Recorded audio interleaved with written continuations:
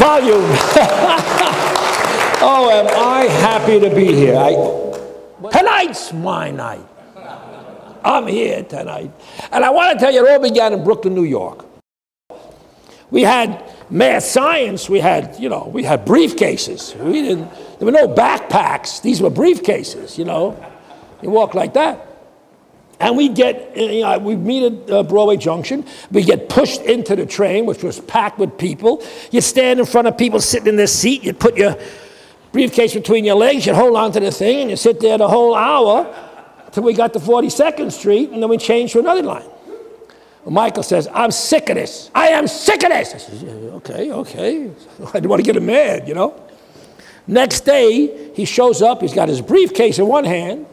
He has his other little briefcase in his other hand. And I say, what's in that briefcase? And before he could tell me, the train shows up, and we get pushed into there, and there we're standing again, crowded, the people sitting here. Michael says, here, hold that. I said, huh? I got my thing down here, and I hold that. He opens it up, and he pulls out a 3-foot-long snake. I'm scared shitless. I'll tell you, I don't like snakes. And he starts waving it in front of the people. Ah! They all get out of the way. Michael sits down, takes the case back for me. He puts the snake around the thing. He says, sit down, Charlie.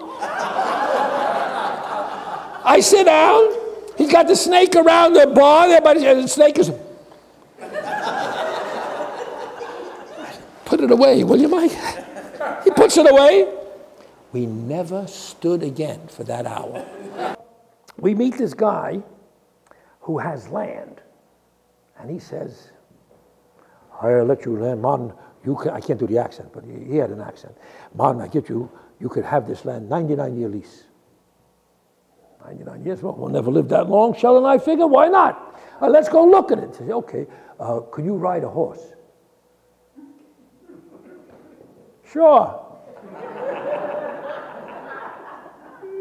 I had ridden twice, Carroll Beach in Brooklyn, where you couldn't do anything more than a walk, or they arrested you, so you'd walk along the water there.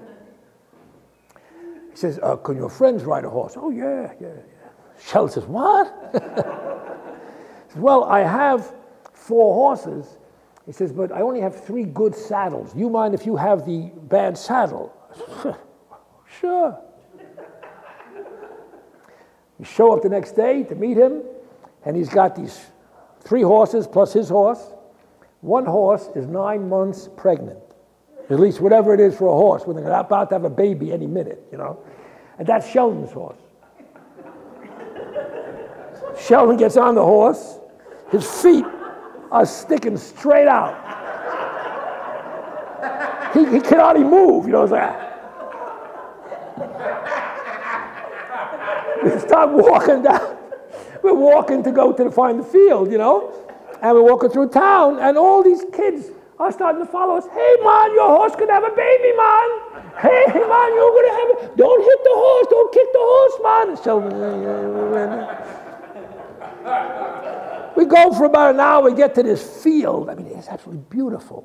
It is beautiful. It's, as far as you could see, and then there's the cliff there with he told us there's a path going down to the water. I envisioned taking the sheep down the path, put them into a sailboat, sailing to the market, and I'd never been on the water in my life except that boat I just took that I got seasick on, but I was going to do this.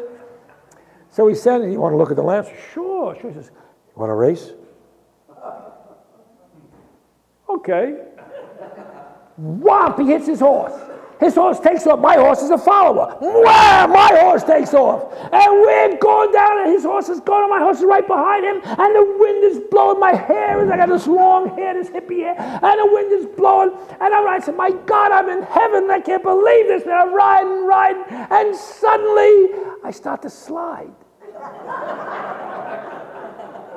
The saddle broke. It was a rope.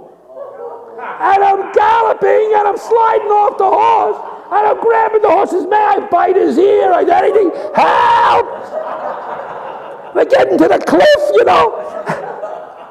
Thank God the guy turned around. He sees me, pulls his horse up. My horse sees his horse up. He stops. I almost fell off the horse. I'm hanging onto the bottom of the horse. I turned around, Sheldon and Lucille are back there laughing their heads off. Well, here I am, walking down the street with my having a great time. And suddenly I bang into something. Hiya, Billy. Hey, that's a nice yo-yo. I said, yeah. Let me have it. I didn't know what to do. I couldn't give him the yo-yo. My father had just bought it. I wouldn't get another one. I'm looking around. There's nobody around. There's no teachers, no policemen. What am I going to do? And suddenly, I started to cry. Oh, Billy, you know what? Take my yo-yo. Give me the yo-yo. Oh, Billy, I don't want to take my yo-yo. Please, Billy, I don't do the yo-yo.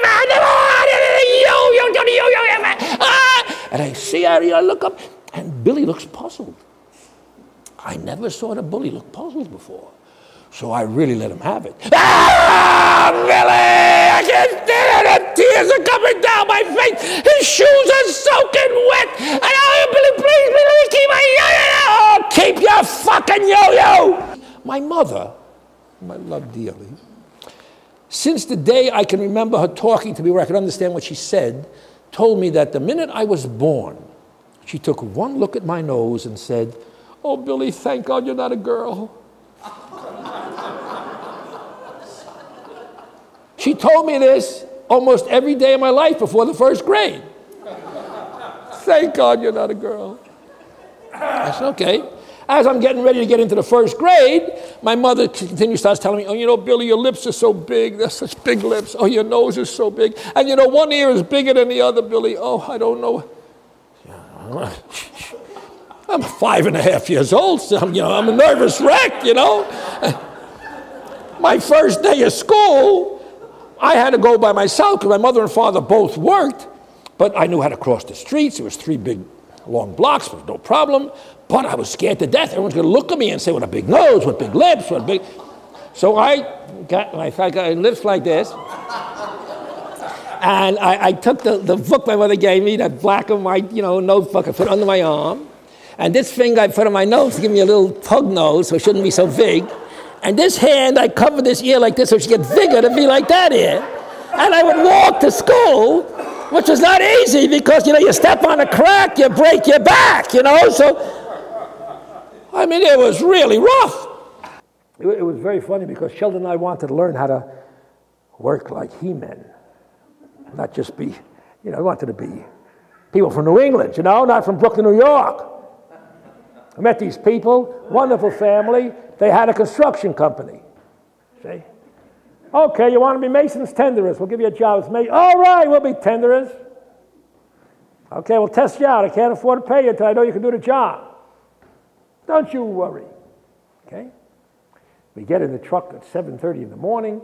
They drive God knows where. Me and Sheldon are singing all the way there with the workers, and they're looking at us like we're crazy, And we get to this hole, a hole in the ground with a 2x12 plank going across a ditch to get to the hole, and they're going to be laying brick in that hole, cement brick, and we're going to supply them with the bricks.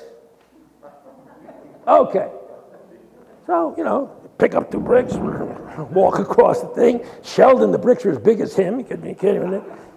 And, we start out, the boss shows up and says, hey, let's have a contest. He challenges 2 of the bricklayers with him and another guy. Next thing you know, they're hollering for more brick, more brick. But Sheldon and I are dragging the brick. And then we got mud. We want mud. And we got to get mud with cement and then wheelbarrows over that thing.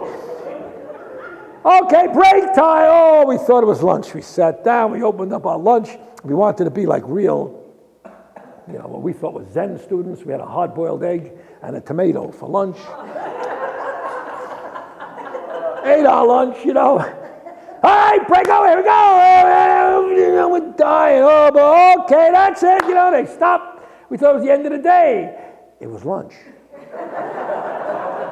The first break was coffee break. Well, we finished the day. I mean, we crawled into that car. crawl. We're driving back to our house with the guy. The guy's driving us to where we left the cars. Okay, Bill, we can hire you. Sheldon, you're not good enough. You don't do enough work. Sheldon just started to cry. He had worked so hard. He had blisters all over his hands. He'd worked. And the two of us looked at them. We said, "No, see the both of us or nobody at all." So they hired the two of us for one. And one morning I wake up, I look outside, and there's 20 naked hippies weeding my garden. I don't know how they got up there. I don't know who they are. They're all naked. Children are naked. They were naked. And they're all singing and weeding the garden. They had read about it in the paper. I said, "Hey, what are you guys doing out there? We're helping you, Bill." Well, I begged them to leave. They said, "Well, we're hungry." So I had a case of tuna fish that was supposed to last me a month. There it went. We all ate the tuna fish, the 20 hippies and me and my wife.